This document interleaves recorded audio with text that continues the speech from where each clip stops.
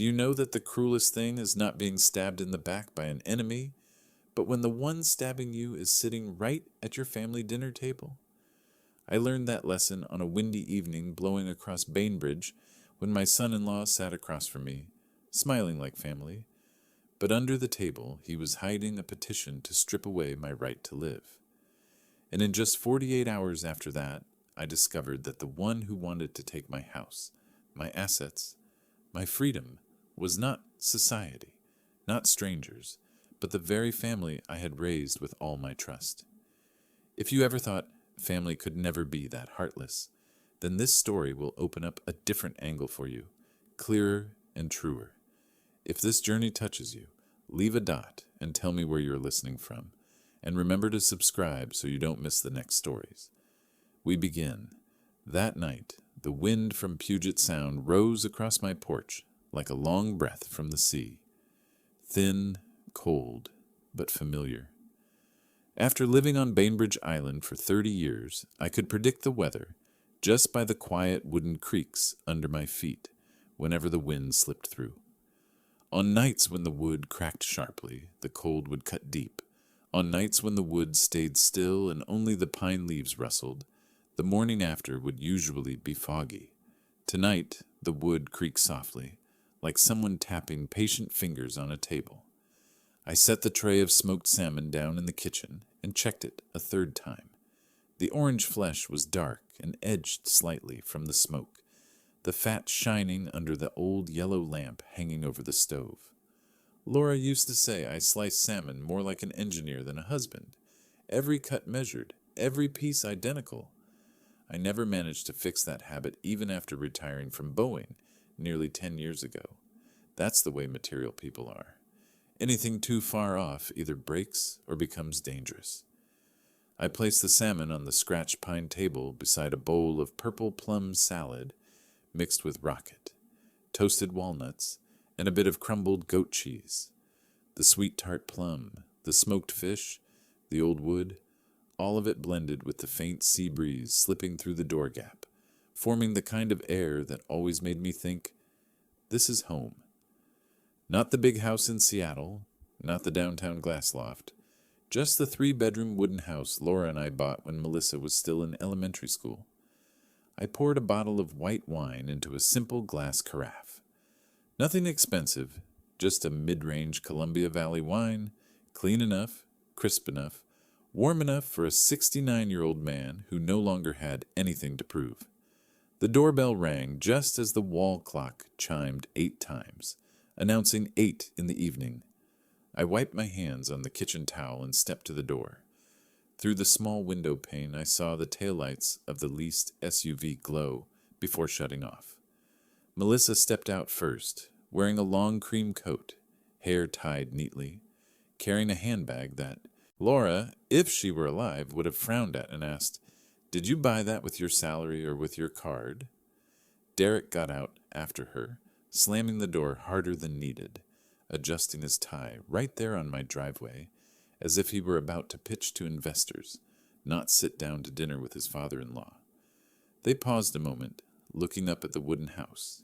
From inside, I saw the way their eyes scanned every detail, the darkened roof tiles, the faded railing, the wooden chair where Laura used to drink tea. Melissa let out a small laugh and turned to her husband, thinking I couldn't hear through the door. "Dad still lives so minimalist, huh?" she said, half joking, half judging. That sentence didn't land like teasing. It landed like someone looking at an old object and wondering why its owner hadn't thrown it away. I opened the door. "Come in, it's cold," I said, stepping aside. Melissa gave me a quick hug, the expensive perfume mixing with the sea air and smothering the scent of old wood in the hall. "Dad," she said brightly, "I'm starving. The ferry from Tacoma was backed up forever." Derek held out his hand, smiling the perfect PR smile. Plenty of teeth, no warmth. "Dad Graham," he said. "Been a while since I came up to the island. Air's great." I shook his hand. It was warm but strange. Not the warmth of someone who works with his hands or stands on the shop floor like I used to. More like the soft warmth of someone who types all day and shakes hands for a living. a handshake soft as a velvet glove hiding a blade. "Come in," I repeated. "Cold salmon loses its charm." We sat at the table. I placed the salmon in the center, the plum rocket salad beside it, and poured the wine for everyone. Melissa snapped a quick picture of the table, adjusted the brightness a few times, then put her phone away, not posting, just saving. I didn't ask. Her world lived inside that phone now, not on this wooden table. "I can tell you made this," Melissa said, taking a piece of salmon. "Every slice is the same. I hated that when I was little because you always made me line up my Lego perfectly." I smiled. "If you line things up properly, they stand," I said. "Airplane wings are the same." Derek took a sip of wine, set his glass down, and his eyes drifted around the kitchen.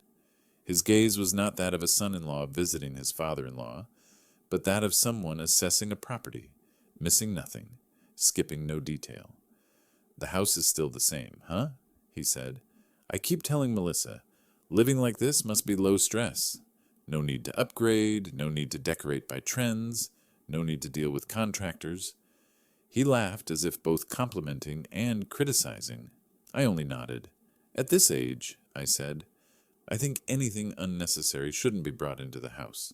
Objects too, people too." Melissa glanced but said nothing. The meal started normally. Talk about work in Tacoma, Melissa's new marketing campaign, and Derek's difficult clients. I listened, nodded where appropriate, and added a few polite questions. But after about 15 minutes, I felt the air at the table shift completely. It was no longer a father and his children having dinner. It felt like a performance review, and the one being reviewed was me. "Dad," Melissa began, her voice forced, gentle, but every word clearly prepared. "Have you been forgetting things lately?" I cut another piece of salmon and placed it on her plate. "Forget what?" "Well, the last few times," she said, turning to Derek as if waiting for backup. "You forgot to pay the water bill, and the internet bill, and the electricity. The company emailed me saying payments were late. That's how I found out." I remembered. I remembered very clearly. I hadn't forgotten. I had purposely delayed to recheck something in the statement. But I said nothing. "Just once or twice," I said, sipping wine. "Back at Boeing, there was always some vendor sending the wrong invoice. I just want to make sure I'm not paying for nonsense." Derek laughed, but not because anything was funny. "I get it," he said. "And at your age, forgetting things is normal. I have an uncle, only 60, but he forgets constantly." He turned to Melissa. "Tell Dad about Uncle Tony, honey." Melissa told a long story about an uncle forgetting keys, forgetting his car in the parking lot, and forgetting a pot on the stove. It sounded more like someone had Googled "signs of memory loss" and stuffed the lines into a character's mouth than a real family story. I listened while adding salad to my plate, watching the way Derek looked at me as she spoke. Not the look of someone concerned. It was the look of someone testing the rot in a beam to see if it was weak enough to kick down. "Do you think you're like that?" Melissa finished, asking directly. "Dad's almost 70, I said slowly.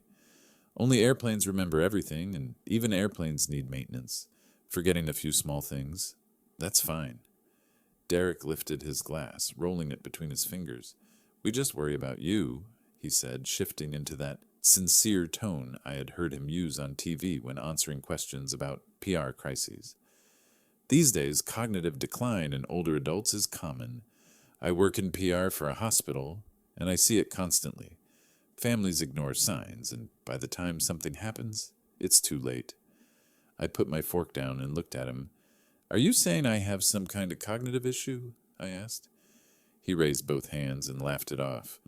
"Oh no, I'm not saying that. I just think we should be proactive. Plan for you.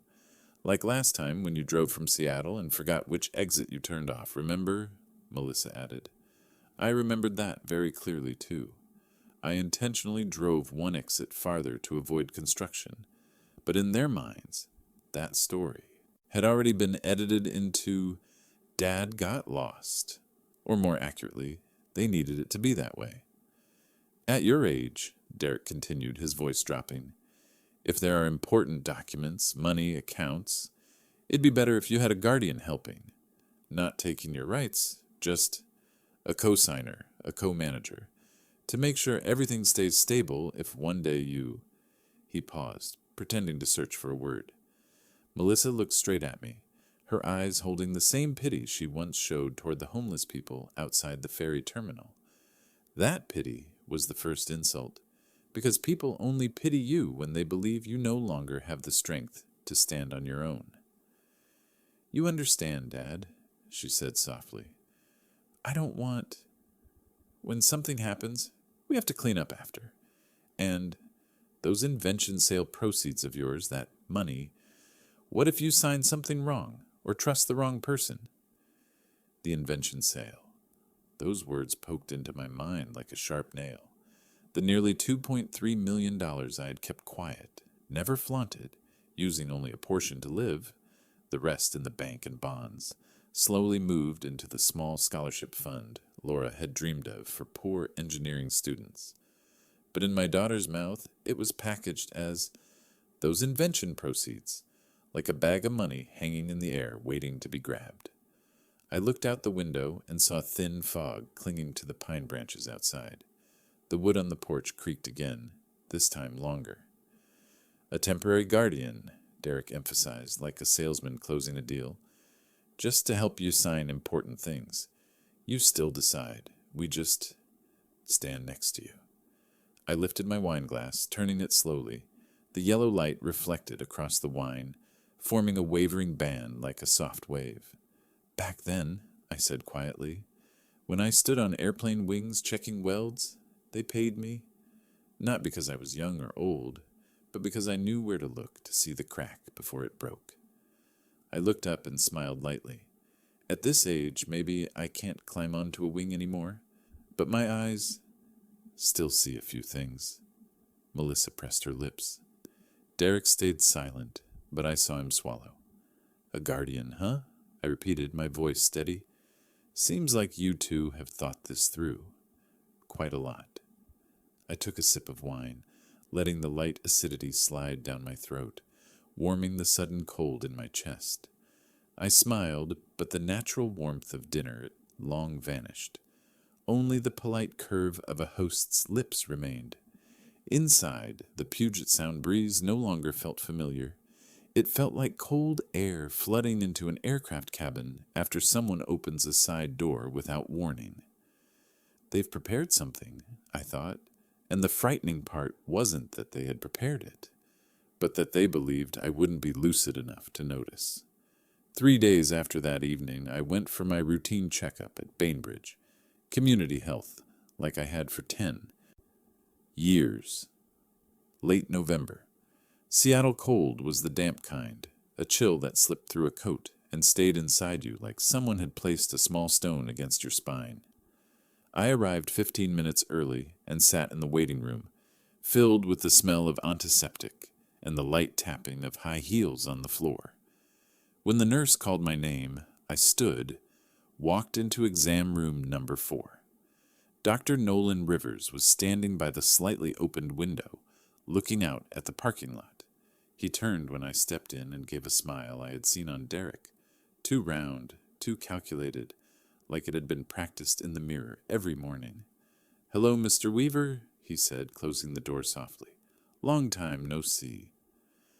I sat in the blue fabric chair, hearing the small spring inside creak. My memory isn't so bad that I'd forget my annual checkup, I joked.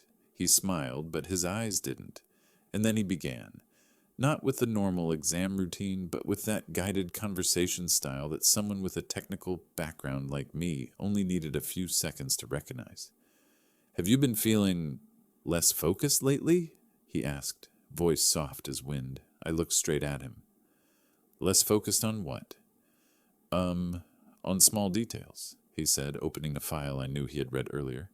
"Like bills or directions home or things you usually do." Those questions were not random.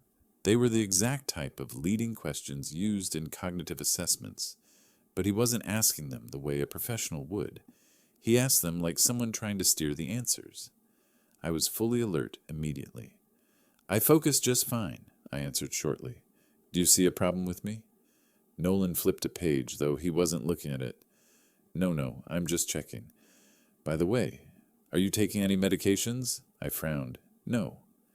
Anyone giving you medication? Friends? Family? Why are you asking that? Oh, just checking. The way he asked about medication felt like he wanted to know whether I had accidentally taken something recently. A misplaced question, wrong timing, wrong purpose. A good doctor wouldn't ask that unless he needed to confirm something. He wrote a few notes in the file, but the corner of the page sticking out showed not text, but symbols. Symbols I recognized from Boeing's safety reports when we tracked behavioral drift. He was marking a preset scenario. When the exam ended, I stood and shook his hand. The handshake was colder than last time. And in that moment, I knew Nolan wasn't examining me. He was formatting me. On the drive home that evening, I received a message from the bank, a notice about access to my savings account via the pre-assessment function. I pulled over near Rolling Bay. The wind slipping through the cracked window chilled my neck. Who accessed it? I never shared my account. I logged in again. A small item appeared. Account activity review. Third-party legal inquiry. I froze in the car for nearly a minute. Only one type of case generated that line. A pending financial exploitation petition. Meaning, someone was preparing to prove I could no longer manage my own money. Who? The answer appeared so clearly, I didn't need to think. Melissa and Derek. I got home at 7:30. The sky was darker earlier than usual, as if Seattle wanted to hide the sun sooner so it wouldn't witness something ugly. I made myself a hot cup of tea, turned on the desk lamp, opened my old computer, the slow one with the loud fan that I kept because Laura had used it for her journals. I accessed Washington State Public Records. I didn't expect anything significant, but I was wrong. Near the bottom, under Recent Draft Filings, Pending Filings, Langford Weaver Guardianship Petition, submitted. The description read, Proposed management of Bainbridge Island assets, estimated around $870,000, and full control of all savings accounts. I exhaled slowly, not angry, not shocked, just a cold silence spreading from my back to my hands. They wanted my house, all of my assets, my signature rights, and they wanted to take them while I was still alive. But that wasn't the worst part. The worst part was at the bottom. Supporting medical notes pending from Dr. Nolan Rivers. I leaned back. Everything clicked together with the clean metal-on-metal sound of a lock engaging. Derek, Nolan, guardianship filing. A chain. A plan. A betrayal wrapped in polite concern.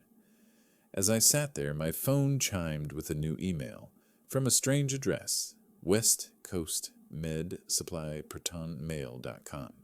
Subject, Invoice, Langford request, completed. I opened it. An invoice appeared, high-dose Zyprexidone. Underground supplier, Kent Pickup.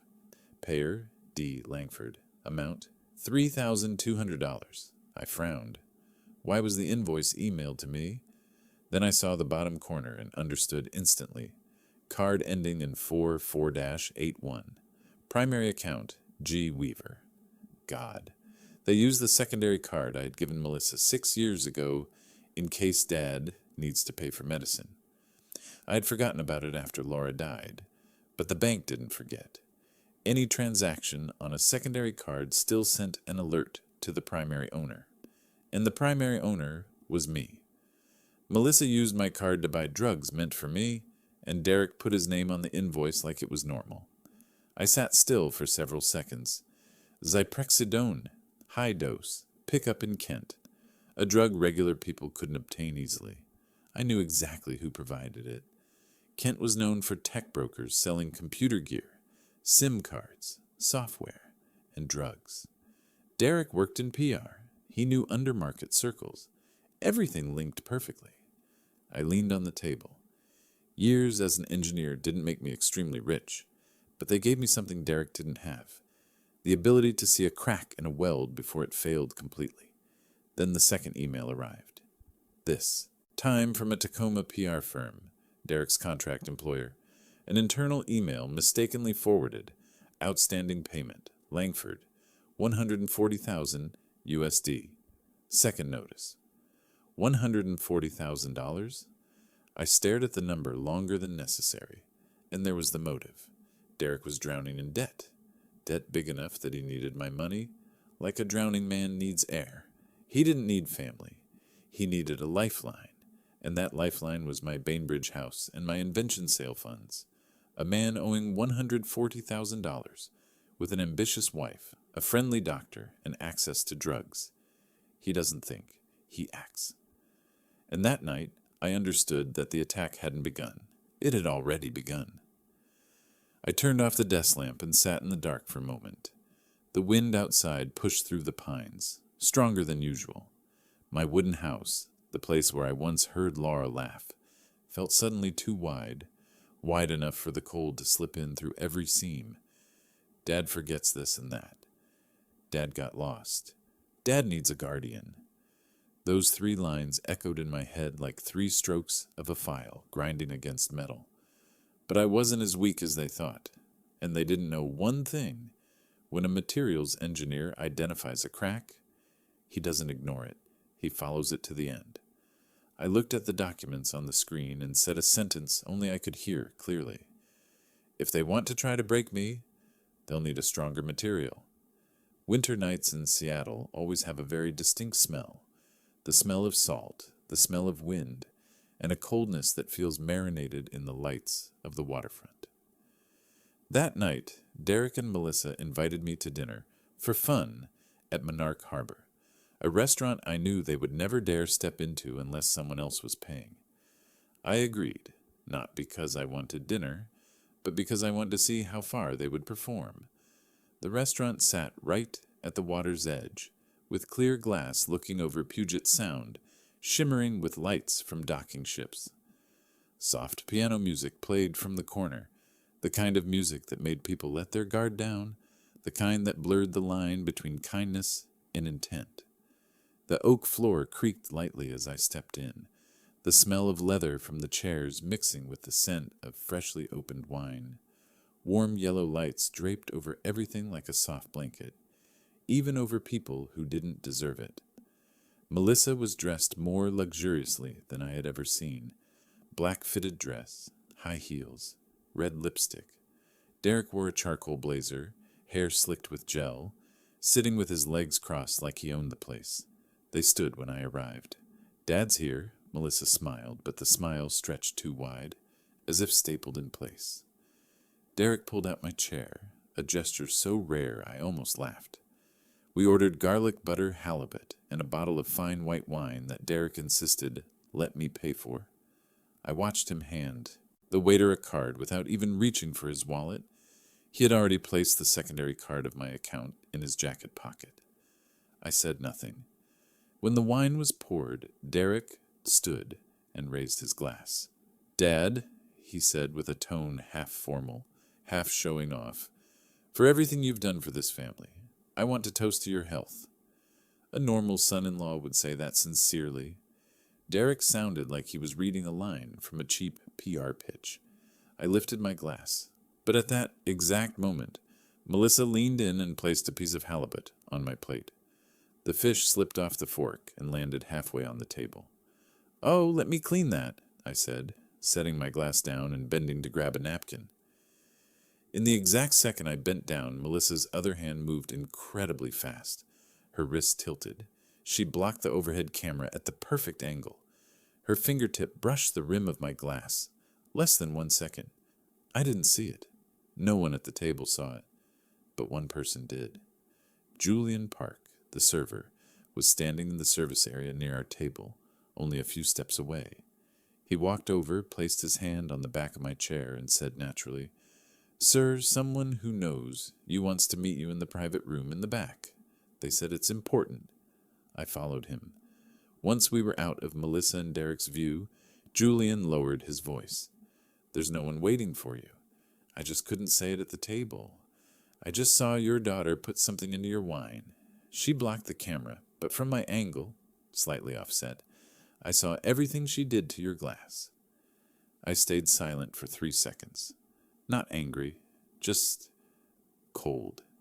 Julian continued, Do you want me to call the manager right now? I shook my head.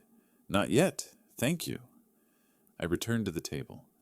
Derek was hunched over his phone, frowning, obviously another overdue notice from his PR agency. Melissa adjusted her napkin, her face so calm she could have convinced anyone she had never done anything wrong in her life. I sat. I waited. The moment came sooner than expected. Derek leaned forward again, the classic posture of a man being chased by debt emails. I reached for the water bottle. Melissa, open this for me, will you? My voice was completely natural, the voice of an older man with slightly weaker hands. Melissa took the bottle and twisted it, not paying attention, and in that exact instant, I switched the glasses. My glass to her side, her glass to mine. A smooth wrist turn, precise, silent, except for Julian. From across the room, I saw him nod, confirming everything was in place.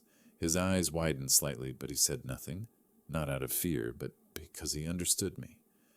Melissa lifted her glass, still with that showroom smile. Cheers, Dad. She took a sip, then another. I looked at my watch. If the substance was high-dose zyprexidone, as the invoice showed, symptoms would appear in 20 to 40 minutes. And at minute 23, they did. Melissa placed her hand on the table, her eyelids heavy. She blinked repeatedly, her breathing uneven. Dad, do you feel the room spinning? Her voice trembled. Derek turned, frowning at her as if she was ruining his perfect performance. What's wrong with you? Get it together. Melissa shook her head, but her chair tilted slightly, her hand swiping at empty air. Whispers from surrounding tables began rising. A woman nearby murmured, Is she drunk? The man with her replied, No, her face doesn't look drunk. Melissa tried to stand, but her hands shook uncontrollably. The water glass tipped over, spilling across the table like a spreading ink stain. What did you put in her drink? Derek suddenly lunged at me, voice louder than needed. Why would you do that? Are you trying to cause trouble? The whole restaurant turned. The warm light became a stage. I sat still, unmoved. Derek snarled. You're trying to ruin our dinner? Or do you think being her father gives you the right to say anything you want? I slowly placed my napkin on the table. Before I could speak, another voice cut through, clear, strong, honest, like the old Boeing alarm bell. Sir, Julian said, stepping between us, I saw your wife touch Mr. Graham's glass, not the other way around. The restaurant fell silent. Light reflected off Derek's face, exposing the raw truth beneath his polished PR shine. Julian continued, now looking directly at Derek, and the ceiling camera above the table recorded it. A woman nearby covered her mouth. A man whispered, Jesus. Melissa struggled to breathe, her hand gripping the table edge. Derek's face drained, not out of concern for his wife, but because the accusation in public shattered his model son-in-law image. Are you accusing us? Derek tried to bark. Julian didn't back down. No, I'm stating the truth. You can call the manager if you want. The camera will tell the rest. Whispers swelled around us, sharper now. Trying to drug her own father? What kind of people? That's disgusting. Derek turned to me, pale. Dad, you're misunderstanding. Julian saw wrong. I lifted my wine glass, turning it, watching the gold shimmer along the edge. No one saw wrong. I said it softly, but it cut through the thick air like steel. Only the guilty fear the light. Gentle, bloodless, but enough to crack the mask Derek and Melissa had worn for years. And I knew. This was only the opening act.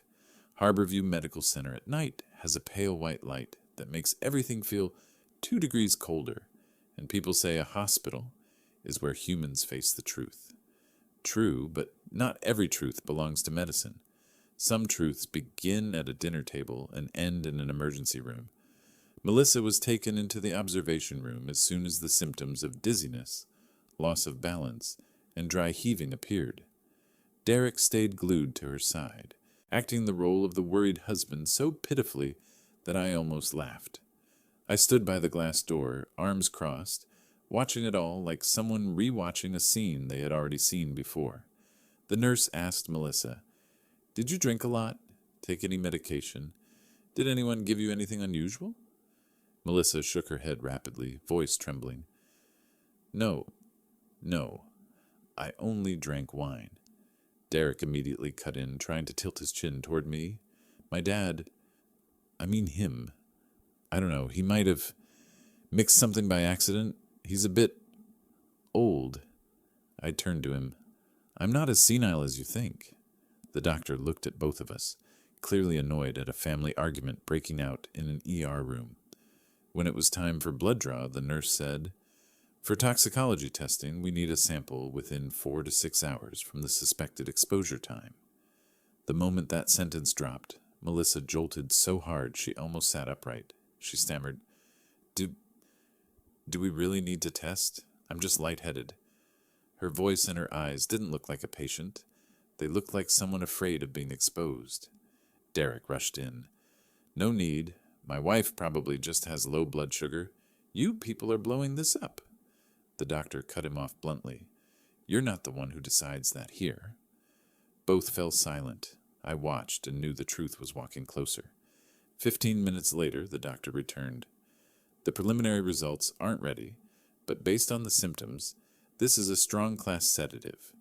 Those medications cannot cause symptoms in 5 to 10 minutes. They need at least 20 to 40 minutes to onset." He glanced at me. "What did you drink, and what did she drink?" I stated every detail clearly, like a technical report. I ordered white wine. My glass was on the right. My daughter sat on the left. The waiter was behind us. The halibut was served at 7:43. The glasses were topped at 7:48. She touched my glass when placing the fish on my plate. I switched glasses while opening the water bottle. The room went dead silent. Derek stammered, "Dad, what are you saying? Who can prove you're right?" And right then Julian's voice came from the doorway. "I can." He stepped in, apron still marked with water. Derek jumped. He was far away. What could he have seen? Don't make things up. Julian didn't blink. I was at the station right beside their table. She blocked the camera, but from my angle, slightly offset, I saw every movement she made on Mr. Graham's glass. The doctor turned to Melissa. "Did you put anything into your father's glass?" Melissa burst into tears. No, I only touched it." Derek grabbed her shoulder, trying to act deeply emotional, but his eyes were shifting nervously. The doctor said, "We will proceed according to medical protocol. Both of you sit still and wait for results." Derek opened his mouth again, but I cut him off. "Do you want me to repeat the amount your PR agency is chasing you for? $140,000. Enough motive for a lot of foolish decisions." The room froze. Melissa went pale. Derek pulled his hand back as if burned. When Melissa was taken for a CT scan, I sat on the cold metal chair, took my notebook from my jacket pocket, and began writing. Case file 01, Langford Conspiracy. Time 7:42 p.m., Monarchy Harbor. Suspicious behavior, tampering with wine glass. Witness, Julian Park, medical logic. Zyprexidone detect time equals 4 to 6 hours. Panic upon hearing about testing. Financial motive.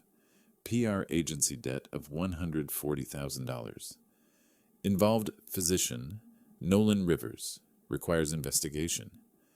I wrote each word sharp as a blade etched into metal.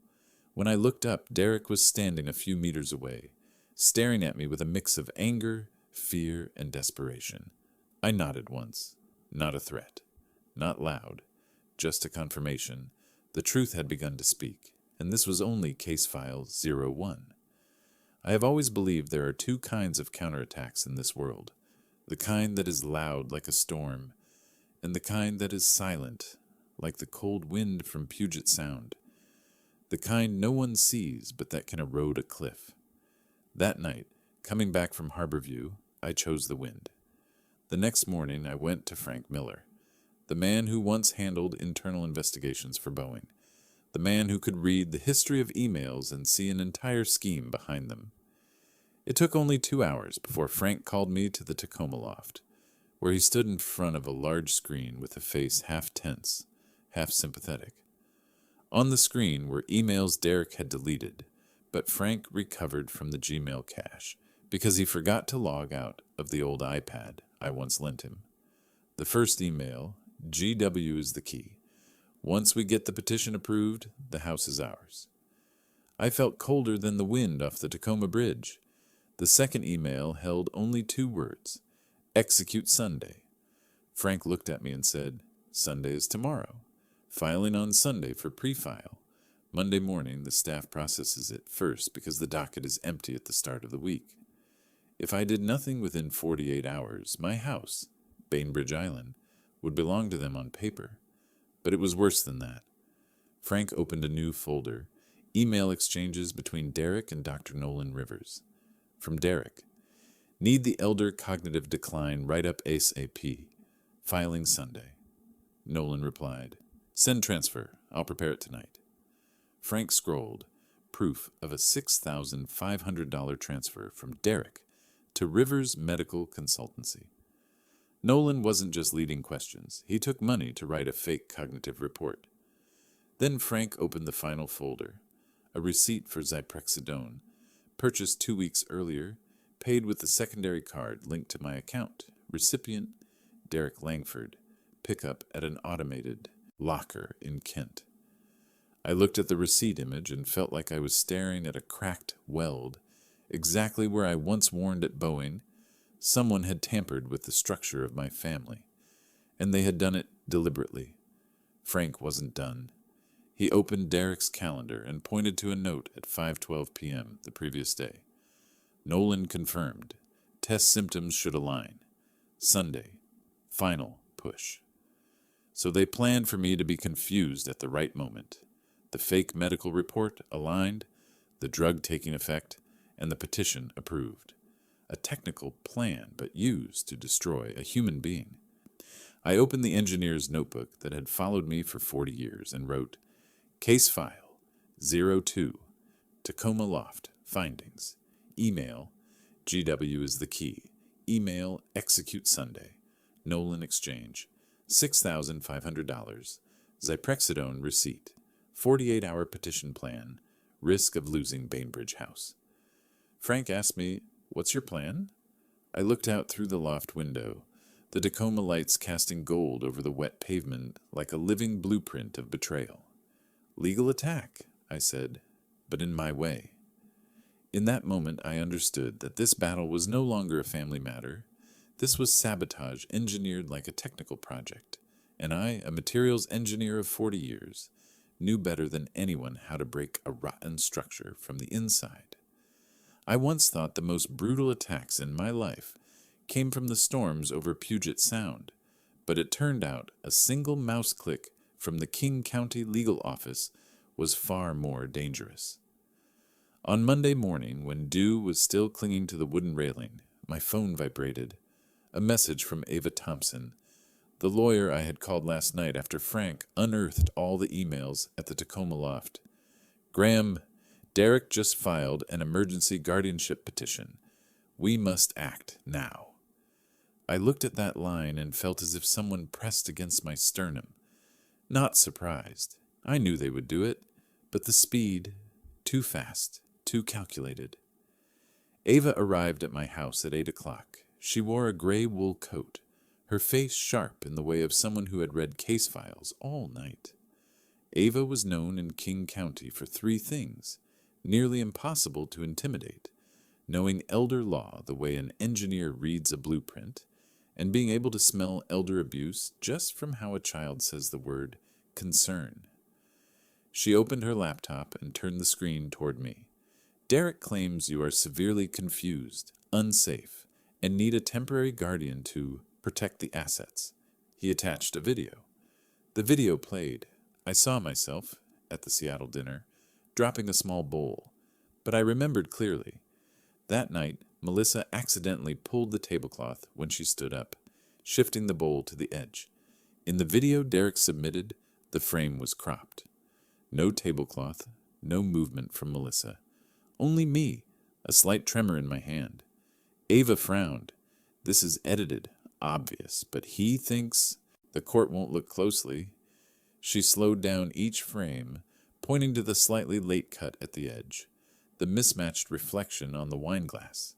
A fake piece of evidence, but dangerous enough if it slipped past the first review. I asked, "When is the emergency hearing?" Ava closed the laptop. "Not tomorrow like he hopes. State law requires 3 to 5 days for judge review. But we must request preliminary review now, or the temporary filing will freeze your assets." I nodded. I knew too well what freezing assets meant. With a single temporary order, my son-in-law could walk into the bank as my legal representative. The Bainbridge house, the wooden home where I carved every beam myself, would be in their hands.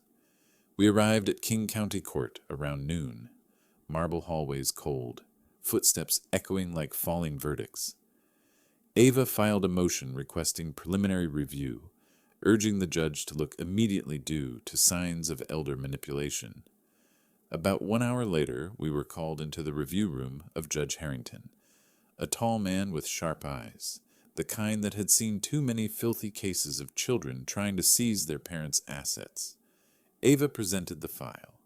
Derek submitted the video. He also submitted the cognitive decline report, written by Dr. Nolan Rivers. Judge Harrington stared at the timeline. He spoke slowly, a decline report written the night before the petition, and symptoms occurring exactly 2 days earlier. Too convenient. I looked into his eyes and knew this man would not be easily misled. Ava opened her bag and took out the counter evidence pack I had prepared overnight. One item at a time. The Monarch Harbor camera clip showing Melissa touching the glass unnaturally. The toxicology report from Harbor View concluding zyprexidone absorption time of 4 to 6 hours, matching the moment Melissa collapsed. Derek's email. Execute Sunday. The Kent Pharmacy receipt proving zyprexidone was bought using my secondary card. The witness statement from waiter Julian Park, who saw Melissa drop something into the glass. Ava said, "Your Honor, if this is an emergency, the emergency is not from Mr. Weaver. It is from those attacking him." Judge Harrington said nothing more. He simply wrote a few lines on the preliminary report and looked at me. "Mr. Weaver, I will not issue any temporary ruling when there are signs of fraud. I need Julian Park, and I will request Monarch to provide the secondary camera angle." I exhaled slowly. In all my years at Boeing, I had faced countless surprise inspections, line audits, reports that could ground an entire aircraft model, but never had my heart pounded like it did standing before Judge Harrington's signature. Because this time it wasn't about an airplane, it was about me, and about the daughter I once believed would keep a place for me in her life. When we stepped out of the judge's room, Ava whispered, "Derek will know the filing got blocked. He'll panic, and when a guilty man panics, he makes mistakes." I looked up at the Seattle sky, gray clouds hovering over the courthouse roof, wind sweeping hard from Elliott Bay, and I knew one thing: this legal battle had only just begun. The King County Courthouse that morning was so cold, I felt as if I were walking into an aircraft hangar at Boeing in the winter of 1993. Breath turning into smoke and silence thick like a layer of anti-corrosion coating on steel. Ava walked beside me, holding a thin USB drive like a blade. She whispered, "You don't need to react much today. Just breathe evenly. I'll handle the rest." I nodded. My life had once depended on bolts precise to thousandths of a millimeter. Today I depended on Ava. The hearing opened with the clerk calling, "Langford versus Weaver, emergency guardianship petition." Melissa walked in first, makeup heavy but unable to hide the red streaks left from drinking the wrong glass. Derek followed, suit too shiny, dark blue tie, clutching a thick stack of files as if trying to prove he was a dutiful son-in-law. He glanced at me, lips curling into a confident smile. He thought he had already won. Judge Harrington took his seat. He flipped through several pages. Mr. Langford, what would you like to present? Derek stood, his voice warm and polished, to a degree that made my skin crawl. Your Honor, my father-in-law, Mr. Weaver, is a good man, but recently he has shown signs of cognitive decline. He drops things constantly, forgets to pay bills, and sometimes doesn't remember where he is. He added a trembling tone. We don't want anything. We just want to protect him. I saw a few people in the back row nod slightly. Derek sounded convincing. He was good at performing. Too good. The judge turned to me. Mr. Weaver, would you like to respond? Ava touched my wrist. Let me. She stood, her eyes cold and sharp like the edge of the technical blade I once used to cut composite material at Boeing. Your Honor, we request to present visual evidence. Ava plugged the USB into the projector. The room darkened. I heard Derek sniff confidently until the first frame appeared. Monarchy, harbor, camera. Side angle, clear. Undeniable. Melissa leaning in, her finger touching the rim of my glass, dropping a tiny white object inside it. The entire courtroom leaned forward as if pulled by gravity. The judge raised an eyebrow. Derek snapped his head toward his wife. He had no idea this camera angle existed. Ava switched to the second video, Melissa drinking the wrong glass. Melissa staggering, the waiter Julian catching her, and Julian's voice to the manager echoed through the speakers. I saw her touch his glass earlier. Melissa let out a sob, a real one, not acting. Derek's lips began to tremble. He had not expected the evidence to be this clear. Ava was not done. She opened the emails. First email, execute Sunday. Second email, GW is the key. Once we get the petition approved, the house is ours. A wave of murmurs spread across the room. An older woman behind me whispered, Dear God, that's the son-in-law? Derek went pale, completely bloodless. Then Ava played the final audio, the file Frank recovered from the iPad backup. Derek's voice, clear, unfiltered, uneditable. He's old. He won't fight back. I heard the judge's pen hit the desk with a click. The courtroom fell into a silence so heavy it only happens when everyone is watching a human being expose himself. Melissa collapsed into her chair, sobbing, hands shaking uncontrollably. There was no arrogance left, no calculation, only fear of prosecution. Derek stood frozen, white-faced, eyes wide, lips unable to form words. He had never imagined the man he thought was old and easy to fool held every piece of evidence. Judge Harrington closed the file. He spoke slowly, each word crisp enough for the whole room to hear. The emergency petition is denied, and Mr. Langford, prepare for a criminal investigation. A chair fell somewhere behind us. Someone gasped, Oh my God! But in that room, I was the only one breathing slowly, steadily, like when I spotted a crack on a metal wing and knew I had just saved an aircraft from disaster. Derek was no longer smiling, and I hadn't even begun to return what they had done to me. I once thought Derek was the only one who wanted to push me into the dark. But it turned out darkness always has its allies. And sometimes those allies start to tremble the moment the light hits at the right angle. 3 days after the projector moment that silenced the entire courtroom, Ava called me at 6:40 in the morning. Her voice was urgent but steady. Graham, Dr. Nolan Rivers has been subpoenaed. He has to appear for a supplemental hearing this afternoon. I set my coffee cup down and looked out at the Bainbridge wooden porch. The fog still hung low as if someone were holding their breath. Today that fog would disappear. I knew it. The supplemental hearing room was smaller, but the air was thicker. Derek and Melissa were already seated, faces hollow like people who had survived a storm without realizing the real storm was only beginning. Dr. Nolan walked in. His white coat was wrinkled at the cuffs. His eyes darted like a man trying to guess which stone beneath his feet would crack first. Judge Harrington didn't waste time. Dr. Rivers, You have received a subpoena. We need you to clarify the cognitive decline report submitted with the petition. Ava stood, opened her bag, and pulled out the copy of the $6,500 payment Frank had recovered. She set the document on the judge's desk, then placed a photocopy in front of Nolan, like a soft but frozen slap. Dr. Rivers, can you explain this payment? Nolan swallowed. He looked at Derek, a desperate, pleading look. Derek gave a tiny shake of his head, signaling, "Don't talk." But I'd seen enough faces like his in my life. People only stay silent when they still have options. Once cornered, they snap like metal heated, past its structural limit. The judge tilted his head. "Doctor, please answer." Nolan exhaled sharply, his voice shaking. He paid me to exaggerate cognitive decline." The whole room jolted. Melissa covered her mouth. Derek jumped up, face flushed red. "You promised!" The air cracked open, but only for 2 seconds.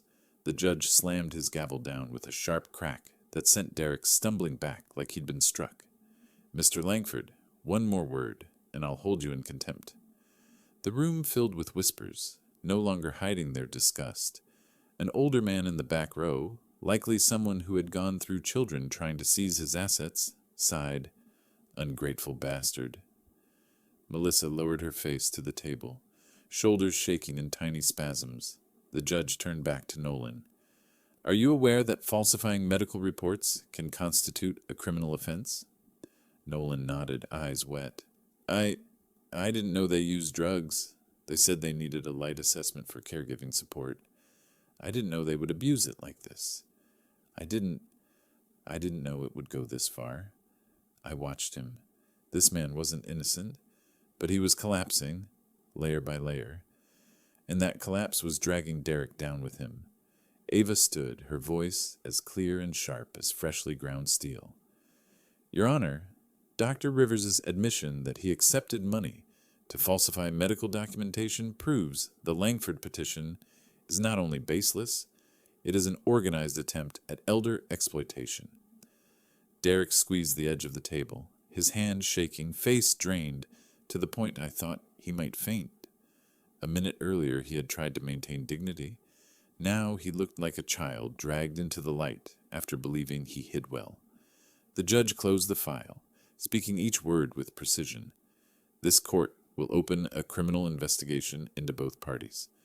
The next hearing will include representatives from the state attorney's office."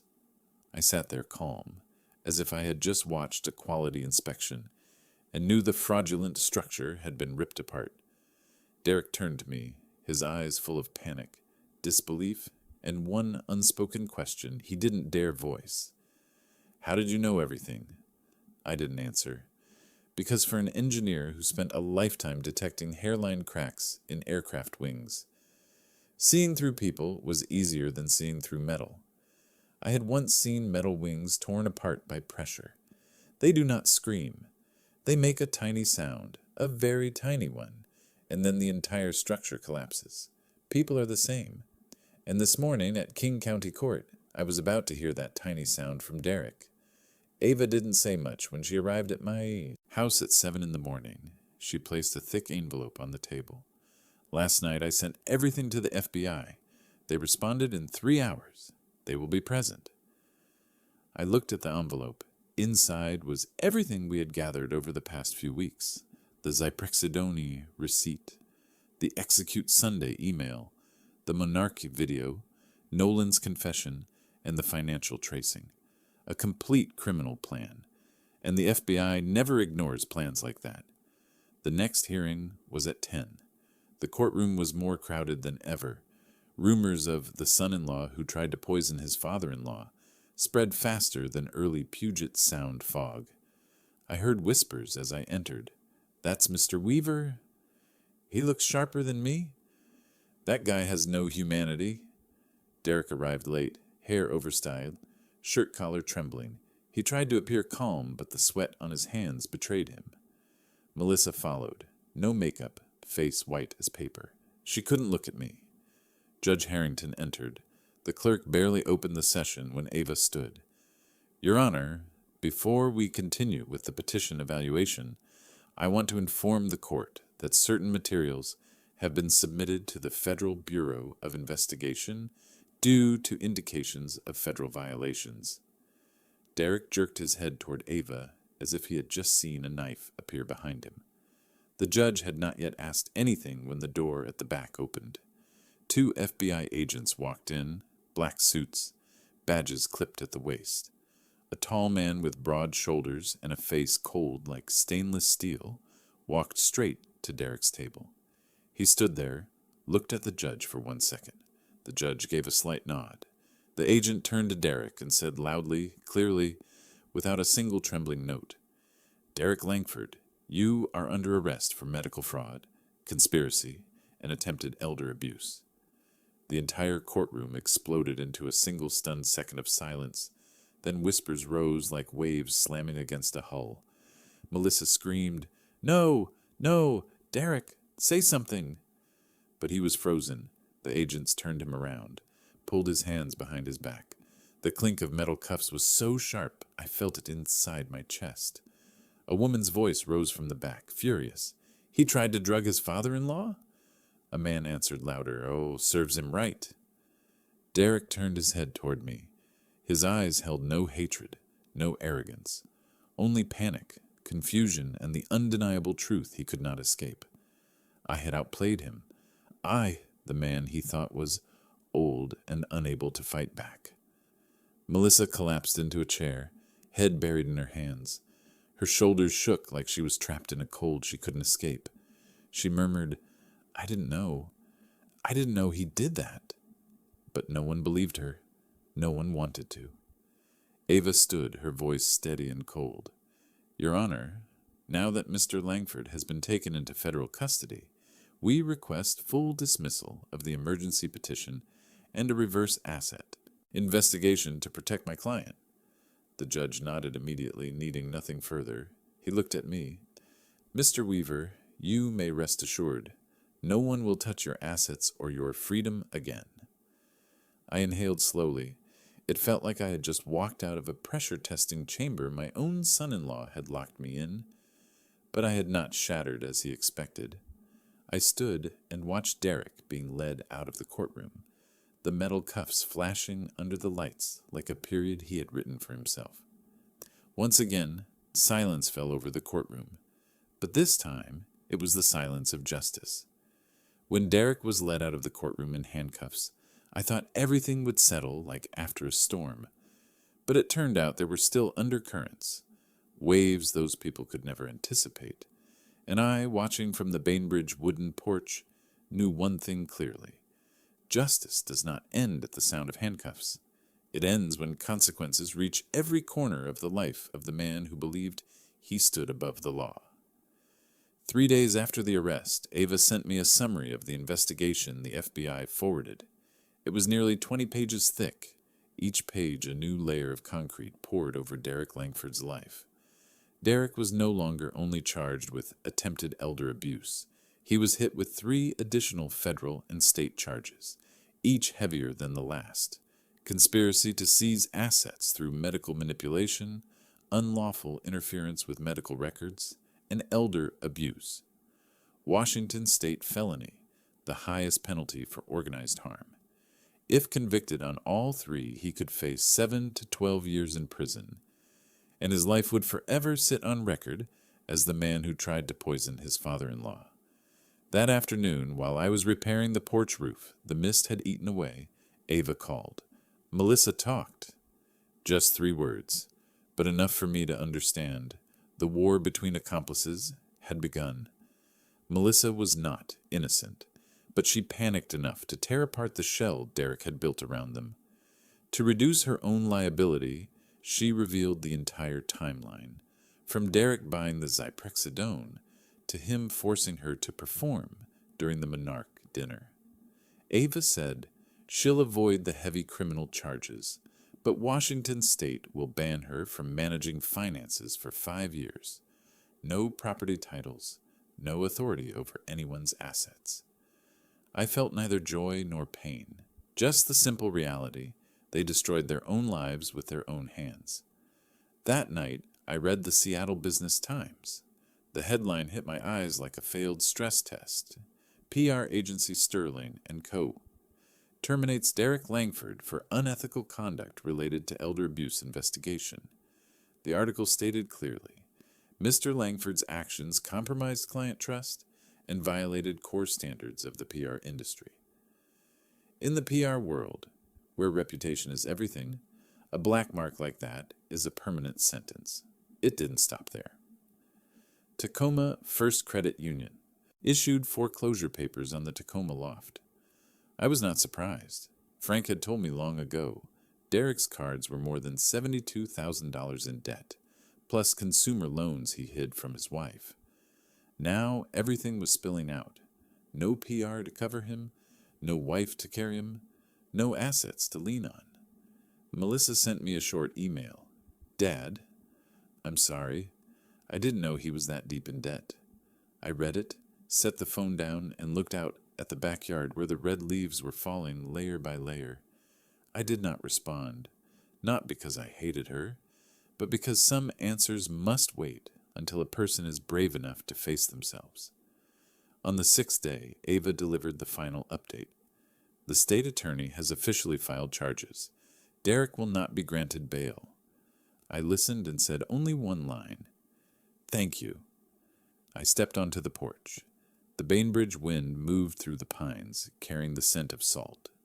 I once thought family was what kept me anchored to life. But through these months, I learned sometimes family is where we lose everything, and also where we find ourselves again, if we stay calm enough to watch the truth fall like ashes. My assets were protected, my dignity returned, and Derek, he collapsed his own life, without me lifting a single finger. There are afternoons on Bainbridge that make a person want to sit for a long time, just to hear the wind slip through the porch roof and feel the steady peace they thought they had lost forever. That afternoon was the same. Golden light leaned low through the pines, falling in thin ribbons across the wooden porch I had built with my own hands more than 30 years ago. And I knew there was someone I needed to thank. I called Julian Park at noon. He was silent for a moment when he heard my name. Then he said softly, you want to meet? I only answered, you did something I will never forget. At 4 p.m, Julian's old silver car stopped at the gate. He stepped out, his hands still carrying the faint scent of morning coffee from his shift at Monarch. His shirt simple, his posture hesitant, like someone who had never been called to a house like this to be thanked. I invited him onto the porch and made 2 cups of Earl Grey, the tea I always drink when I need to rebalance myself after long days. Julian sat down, holding the cup with both hands, as if afraid he might drop something important. I spoke slowly. Julian, if you hadn't come to me that night, if you hadn't said what you saw, today I might have lost my home, my freedom, and the rest of my life. He lowered his head. I only did the right thing. Anyone should. I shook my head. Not everyone chooses the right thing, especially when you have to face VIP customers, cameras, managers, and the pressure of a place as upscale as Monarch. But you stood on the side of the truth. Julian stayed quiet. I saw his throat move slightly, as if he wanted to say something, but didn't dare. I opened the small drawer on the porch table, took out a dark blue envelope, and placed it in front of him. This is a small fund I created.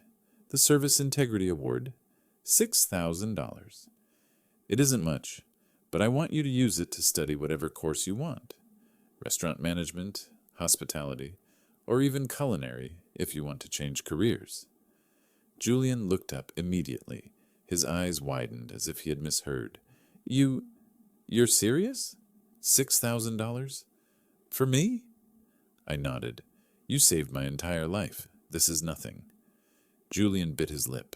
His hands tightened around the envelope like it was something fragile. Then, something I didn't expect. His eyes filled. Tears fell quickly, honestly, like someone had opened a door he had kept closed for years. He spoke through small, broken breaths, trying to hold on to the politeness of a young server, This is the first time someone believes me. The first time someone says I did the right thing.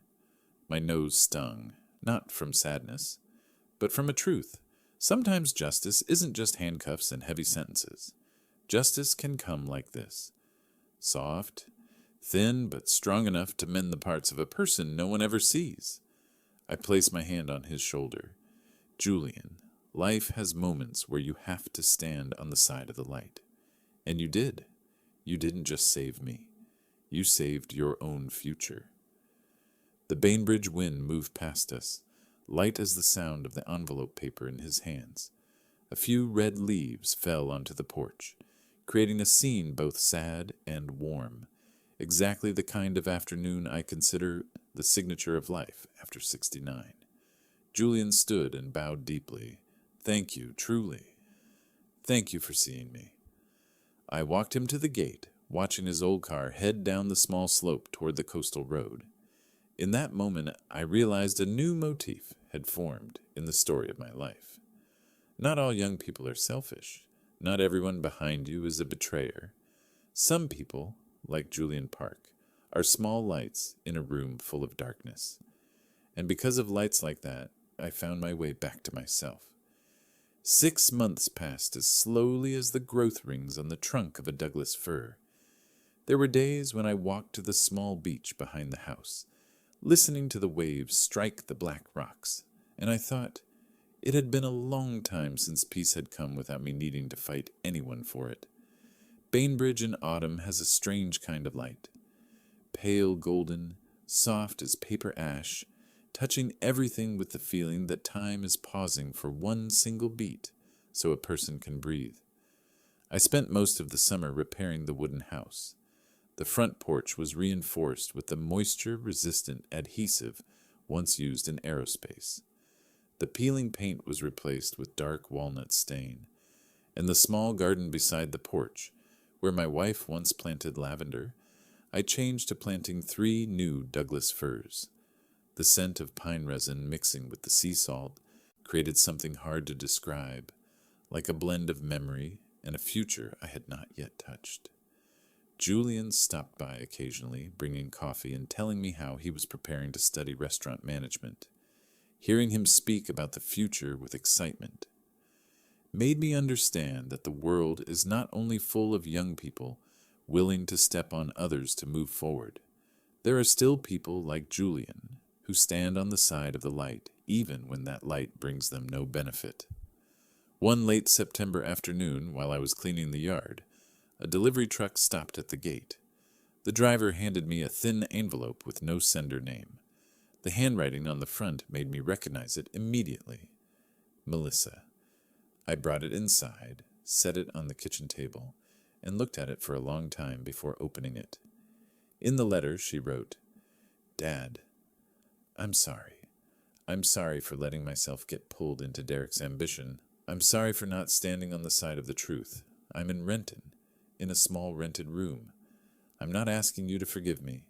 I just hope that someday you can read this letter without being angry anymore. I finished reading and folded the letter. Not angry, but not ready to forgive. Forgiveness is a kind of construction, and I know every construction needs time for the cement to dry, for the supports to hold. I opened my wife's small wooden box, the box she always used to keep things that need the heart more than the mind. Some old letters, an unfinished embroidered handkerchief, a faded wedding photo. I placed Melissa's letter inside, then closed the lid, not to forget, but to keep it there, exactly where it belongs, among the things that are painful but true. The wind grew stronger as the sky darkened.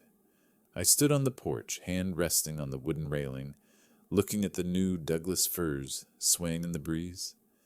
Somewhere in the court updates, I read that Derek, with 3 federal and state charges stacked together, could face a sentence of between 7 and 12 years. A number not large for justice, but far too large for a life that once believed itself untouchable. I did not feel joy about it, but justice sometimes needs a clear shape, the way a good weld needs an even, bright line under the inspection light. Night slowly fell. I stepped onto the porch, leaning against the wooden railing. The Bainbridge wind blew through, carrying a soft chill and the whisper of fir needles. That sound was not loud. It was not the signal of any victory. But in that quiet, I felt the darkness that Derek and Melissa once brought, being pushed back a little more. Thank you for walking with me to the end of this journey. If the story made you pause at any moment, please leave a single, so I know that somewhere out there are still people who believe in justice and truth. And if you want to continue stepping into other stories, the journeys of quiet light and of people once pushed into darkness, follow and leave a greeting. That is all. Thank you sincerely.